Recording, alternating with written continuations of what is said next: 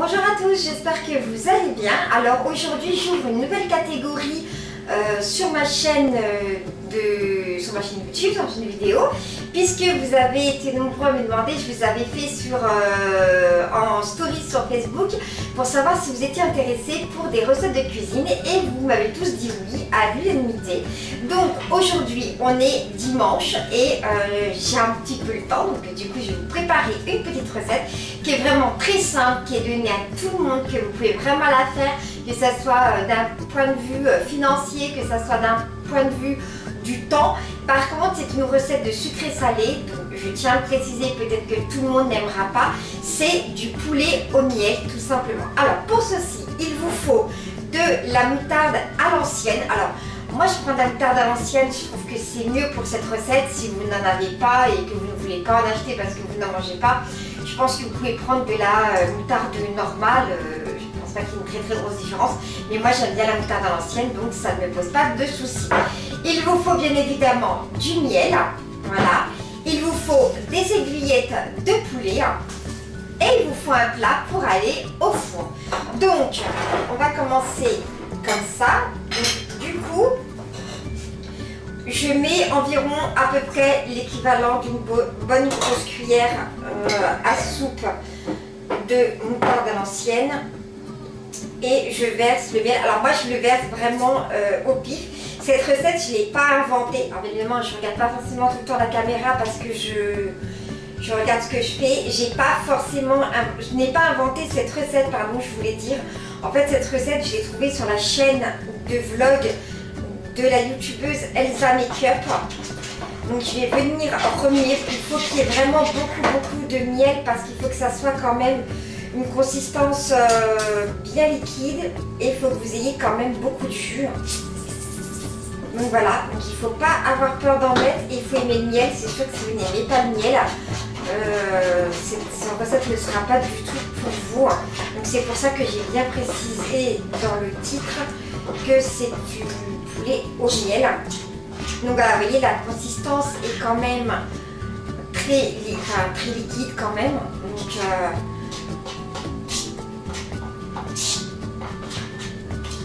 voilà.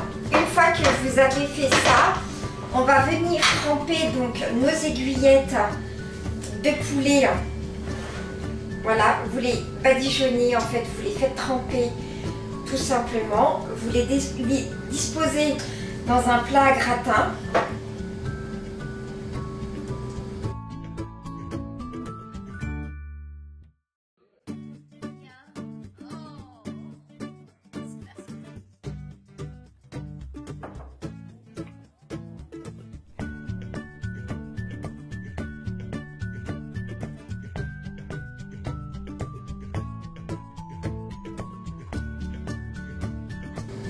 Et ensuite, quand il vous en reste, et c'est le mieux, c'est qu'il vous en reste d'ailleurs, vous venez le verser tout simplement, voilà, sur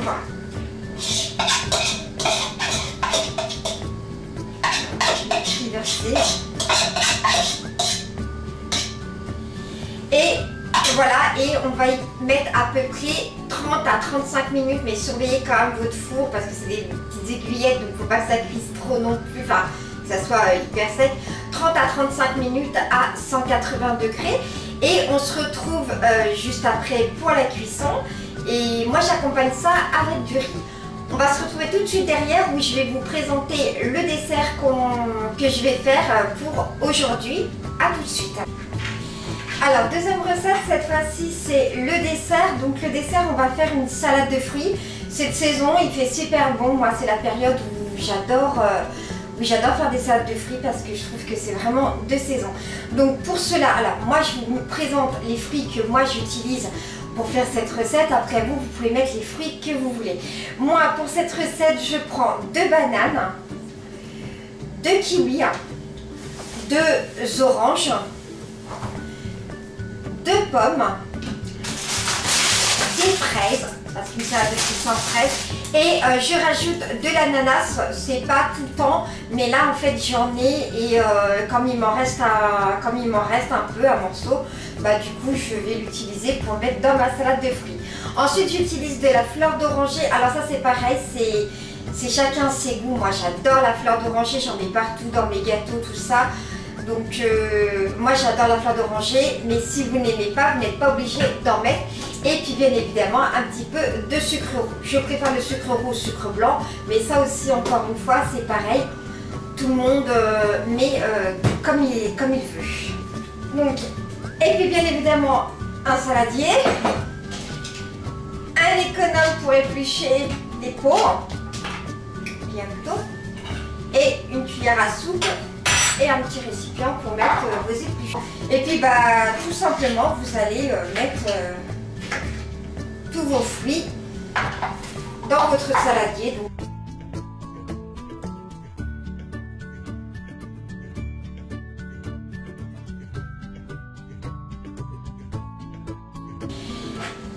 Alors voilà, ma salade de fruits est faite. Comme vous le constatez, il y en a un sacré paquet. Là, je vais rajouter ma fleur d'oranger et mon sucre de canne, mon sucre roux.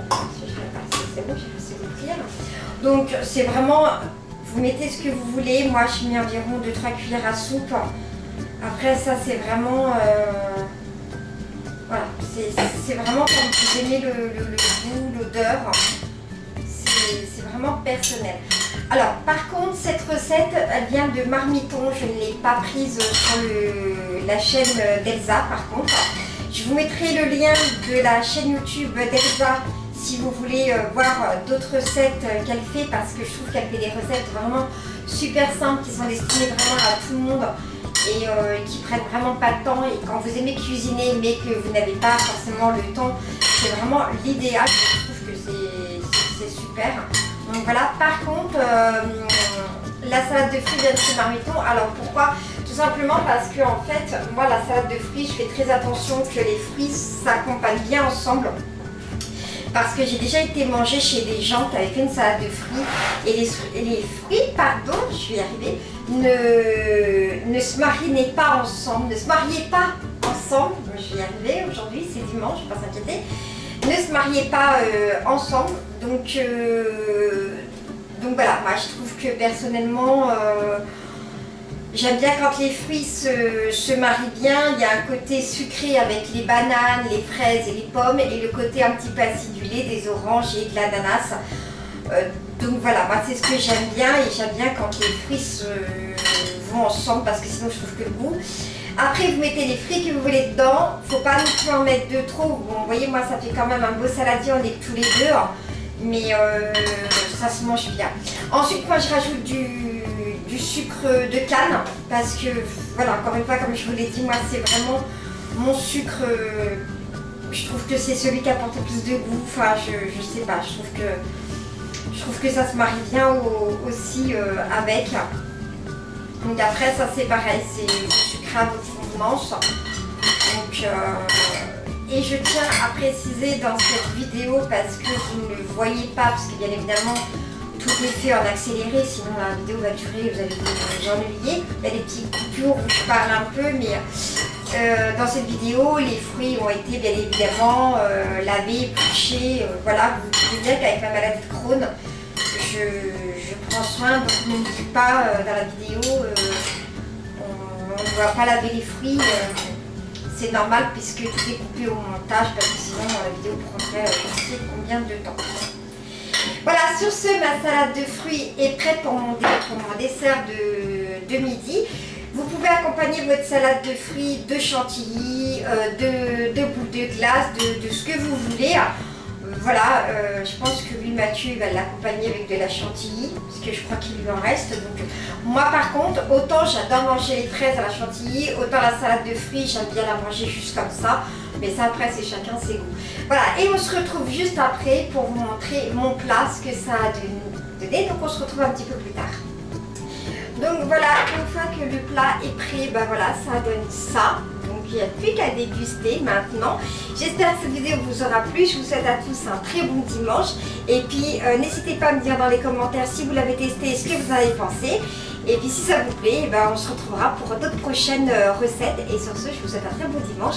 Prenez soin de vous et surtout, n'oubliez pas d'être heureux. Bye bye!